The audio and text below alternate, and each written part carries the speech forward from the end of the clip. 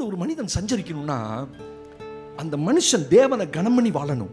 கனம் பண்ண தெரியலன்னா தேவன் உங்களோட சஞ்சரிக்க முடியாது. மரியாதை இல்லை வீட்டில் இல்லாத வீட்டுக்கு நீங்க போவீங்களா?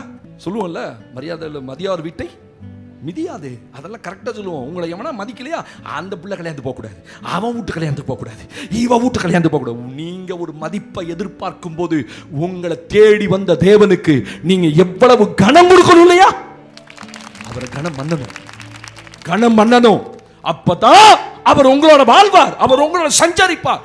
நான் அவரை கனம் பண்ண தெரியலன்னா அவர் என்னோட வாழ மாட்டார், இருக்க மாட்டார். மதிக்காத வீட்டில் எப்படி இருப்பாரு? மதிக்காதவருடைய வாழ்க்கையில எப்படி இருப்பார்? எப்படி மதிக்கணும்?